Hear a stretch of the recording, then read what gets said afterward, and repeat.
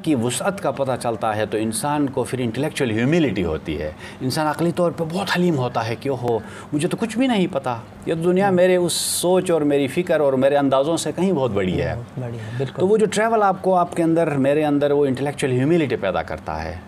और फिर वो जैसे सोक्रेटिस की बात मुझे बहुत पसंद है कि फिर इंसान वो इस कंक्लूजन पे आता है कि फिर वो इंसान बहुत दाना इसलिए होता है कि उसको पता होता है कि उसको कुछ नहीं पता होता है, और कुछ ये पता होना है कि कुछ नहीं पता है, ये वो इंटेलेक्चुअल ह्यूमिलिटी है। और वहीं से इंसान के सीखने का जो अमल है जी, वो फिर उसका परवाज़ उड़ान, उसकी जो उड़ान है वो ऊंची हो जाती है। कि टेक्नोलॉजी का असर हमारी लाइफ पे इतना ज़्यादा पड़ा है कि जो हमारे पास फ़रागत के लम्हे होते हैं वो हमने मोबाइल ने हमसे छीना है, या फिर दुनिया के दूसरे जितने भी टेक्नोलॉजिकल हमारे पास इस तरह से डिवाइसेस हैं उन्होंने हमसे वो छीन लिया है। तो पहले ये होता था कि ये फ़रागत के लम्हे हम देते थे अपनी शायरी के लिए। जिस शख्स की जो भी मिजाज था और जिस तरह से उसका एप्टीट्यूड होता था उस हिसाब से कोई प्रोज़ लिखता है, मजमून निगारी होती थी, शायरी होती थी। तक हम उनको अल्टरनेटिव्स न दें, अल्टरनेट रिसोर्सेज न दें, तब तक तो उनको मसाइल हैं। जैसे अगर हम कहते हैं कम्युनिटीज़ से कि वो किसी नेशनल पार्क के अंदर ये चीज़ें करें, ये ना करें, डूज़ एंड डोंट्स का जब हम तयन करते हैं तो फिर अल्टरनेटिवली गवर्नमेंट की ज़िम्मेदारी है या जो भी वहाँ पे इदारे काम करते हैं उनकी ज़िम्मेदारी है कि हम उनको रिसोर्सेज दें। जैसे मैं आपकी छोटी सी आपको एक मिसाल दूँ, हमने लोगों से कहा कि जी आप ये दरख्त कम काटें, तो फिर हमें अल्टरनेट एनर्जी रिसोर्सेज की तरफ भी जाना पड़ा। जैसे हमने उनको फ्यूल एफिशिएंट स्टोव्स दिए। उसका ये काम होता था कि जी एक बहुत कामयाब हमारा यह तजुर्बा रहा कि जिसमें एक तो लकड़ी कम जलती है उसमें, but at the same time उसके साथ एक टैंकी वाटर टैंक अटैच्ड होता है, तो वो गर्म पानी भी दे रहा होता है। तो पानी को गर्म करने के लिए आपको एडिशनल लकड़ी जलाने की ज़रूरत नहीं पड़ती।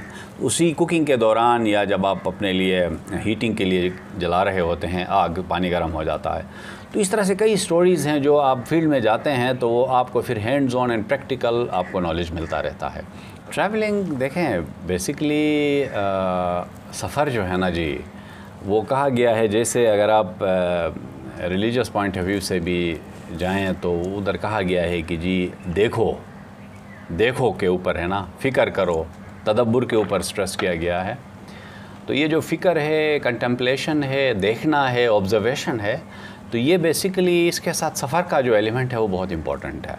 तो जब आप जाएंगे नहीं, देखेंगे नहीं, कल्चरल डिस्कवरीज़ नहीं करेंगे, लोगों में नहीं घुलेंगे मिलेंगे, क्योंकि अदरवाइज़ वो फ्रॉग ऑफ वेल है ना जी। फ्रॉग ऑफ वेल का कॉन्सेप्ट ये है कि एक वेल के अंदर एक फ्रॉग रहता है तो उसको लगता है कि पूरी कायनात बस यही है, लेकिन जब आप उससे वो बाहर निकलता है तो फिर लगता है अच्छा नहीं जी, सरकमफ्रांस तो उससे कहीं बड़ा है जो मेरे पास थोड़ी देर पहले था।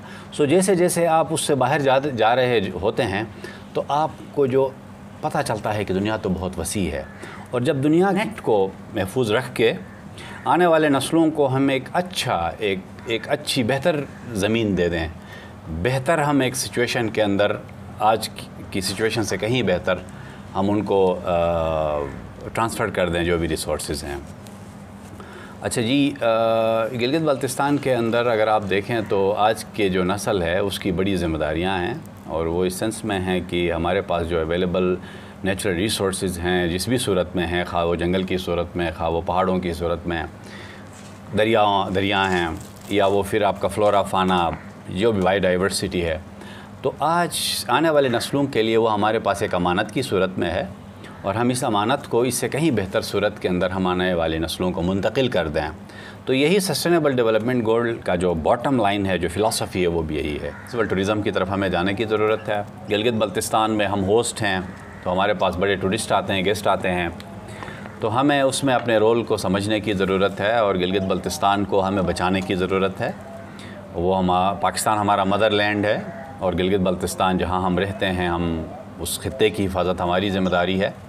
और जो टूरिस्ट उस तरफ आता है उसकी भी बड़ी ज़िम्मेदारियां हैं कि वो बड़ा कल्चरली सेंसिटाइज्ड हो, क्योंकि हर खित्ते का अपना एक कल्चर है। यहाँ से जो लोग आते हैं उनको समझना चाहिए कि वहाँ पे हमारे कई कल्चर्स हैं। गिलगित बल्तिस्तान कई कल्चर्स का मजमुआ है बेसिकली, आपको पता है।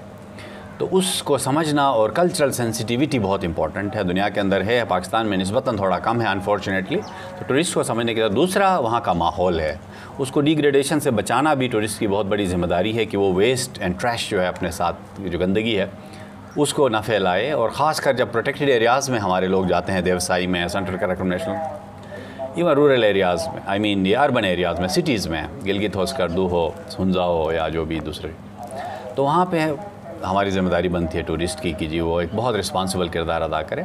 और कम्युनिटीज़ की भी ज़िम्मेदारी है कि हमारे पास जो नेचुरल रिसोर्सेज हैं उसको डिग्रेडेशन से बचाएं, दरख्त उगाएं, पानी को गंदा करने से बचाएं, क्योंकि जहाँ पर अप स्ट्रीम्स में लोग हैं वो पानी गंदा करते हैं, डाउन स्ट्रीम्स में वही लोग वही पानी पी रहे होते हैं। तो ये सारी छोटी छोटी चीज़ें हैं जो हमारी ज़िम्मेदारियों की अक्कास हैं जी। तो वो हम अगर निभाते हैं तो फिर एक रिस्पॉन्सिबल सिटीज़न का हमारा किरदार पूरा हो जाता है।